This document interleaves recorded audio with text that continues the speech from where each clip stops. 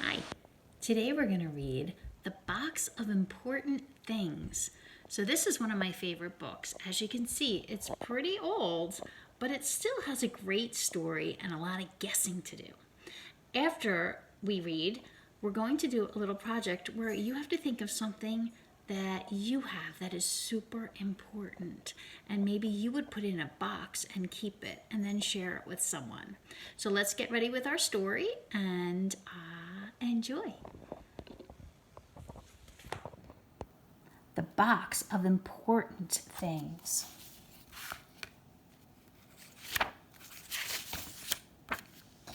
Jerry had a box. It was candy bar long and graham cracker tan, and in it was something important. "What do you have in that interesting box?" asked Mother. "Important things," said Jerry. "You may peek, and Grandma too, but nobody else." Mother peeked. "They are important," she said. "But how will you keep them a secret?" "This way," Jerry said. He smiled a small, shy smile. Starting down the street to Grandma's, he hopped once, skipped twice, and thumped into the mailman. "Is that box for me?" asked the mailman. "No," said Jerry. "These are my very important things." "May I see?" The mailman winked a rascally wink.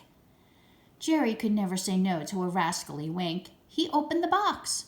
"They are important," said the mailman. "You've kept them as clean as polished beach pebbles." Jerry smiled a small, pleased smile. He closed his box, hopped 3 hops, skipped 5 hops, skips, and stopped for Mrs. McGinty, who was waiting for the bus.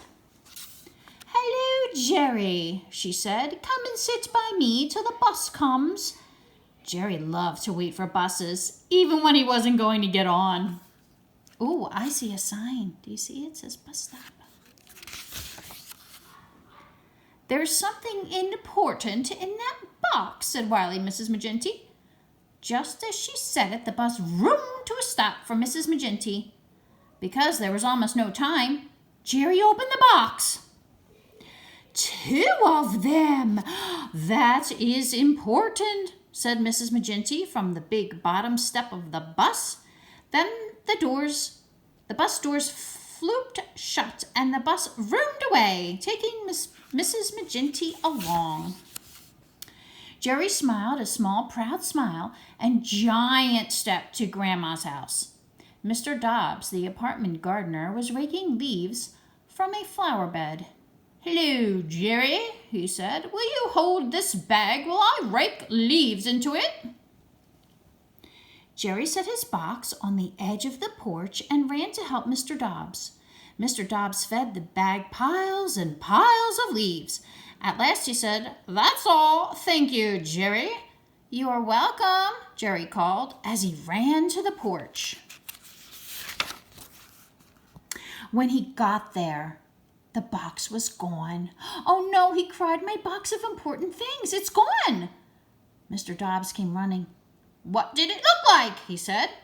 "It was candy bar long and graham cracker tan and very important," said Jerry. They both got down on their hands and knees. They crawled around the porch and around the bushes and around a pair of dark blue trouser legs. "Lose something?" said a voice from above the trouser legs.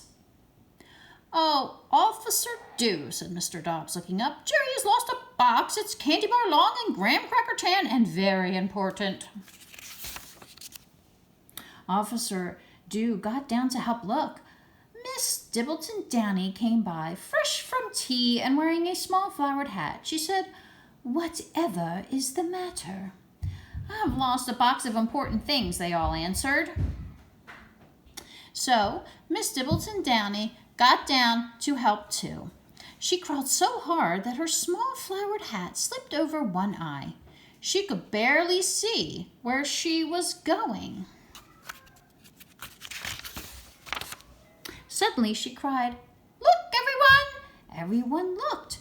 Miss Dimpleton Downy was half in and half out of Boxer Pete's doghouse. She was holding a long tan box. "I do believe I found it," she said. "You have!" shouted Jerry. "Oh, thank you." Boxer Pete just sat and looked surprised. He was a very polite and friendly dog who thought anything long and tan was a biscuit. They had all been so helpful and kind that Jerry had to show them what was in his box.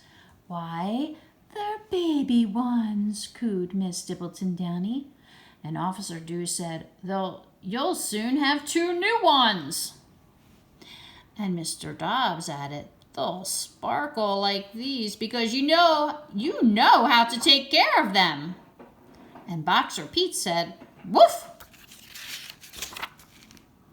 Jerry was smiling, a big, pleased, proud smile, when Grandma opened her door. "You have a surprise," she said happily. "Is it a secret surprise?" "Not anymore," said Jerry. He told Grandma about the rascally mailman and busy Mrs. Maginty. He told her about Mr. Dobbs and Officer Dew and Miss Dimpleton Downy, all hunting because Boxer Pete thought the box was a biscuit. Then he opened the box. "They are important," said Grandma. "I'm glad you shared them with all our friends." "And with Boxer Pete," said Jerry, smiling such a wide smile that they both laughed and laughed. "Grandma," said Jerry, "I'm so proud of my important things, I think I'll show them to everybody." Oh, take a guess what's in his box. And he did.